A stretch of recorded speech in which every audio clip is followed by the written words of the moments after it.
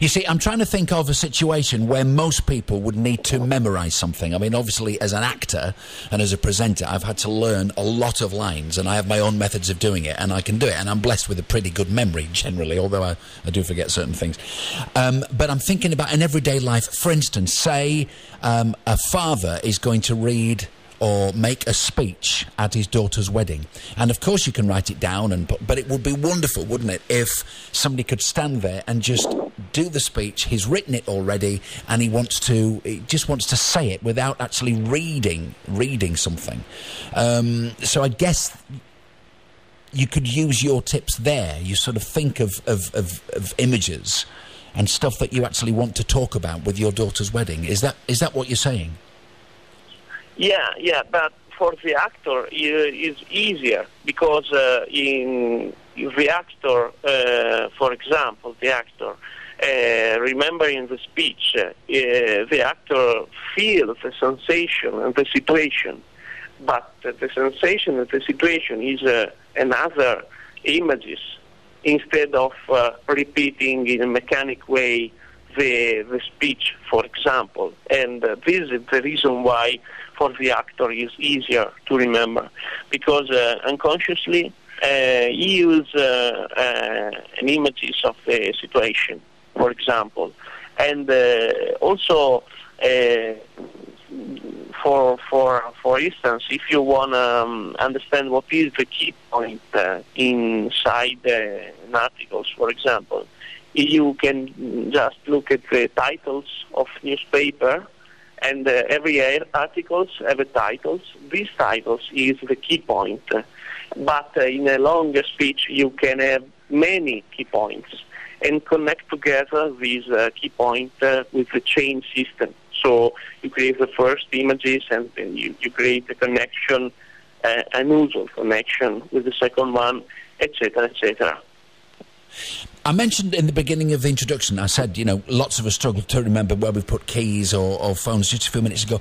Why do you think, as an expert on memory, why do we forget certain things? Why do we go into a room and we think, why have I just walked in here? Is it because we're distracted? We've put the keys somewhere, but we're distracted by something else? Is it as simple as that? Yeah, it's not memory, it's absent-mindedness. So basically, you don't think about what are you doing in this particular moment. So I like the word absent-mindedness, because the mind is not here; it is in another place. In my way to memory, my system, I teach to people how to remember where they put the key, creating in a very, very fast way, just 1 second, a picture in the mind with a huge key in the table, for example. So the exaggeration of a huge key who is broken the table is the system for to remember where the key was. But so you mean as you put the keys on the table, or the key on the table, you see it, you put the key down, and you see the table, and you put the key there, and you're very in that moment, and then you can go off and do something else. And then when you think about the key, you'll visualise the table and where you put it. Have I got that right? Is that what you're saying?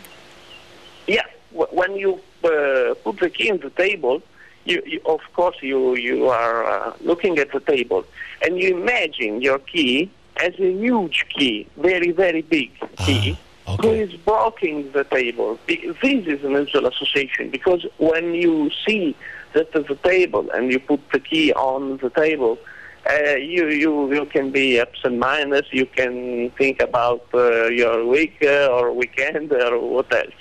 But if you create, using the embassy method, exaggeration, motion, an usual association, sentimental involvement, a huge key, a very big key, who is blocking the table, just for 1 second, your brain will be very, very fast in the recalling of the key. Where is the key? In the table, of course, because the brain has this information in a very strong way. But when you are annoyed or you think about some stuff, some different stuff, or to your weekend, or when you are very, very busy. Yeah. Your brain forgot because never learned where the key is. Yes, because you're thinking about something else. Yes.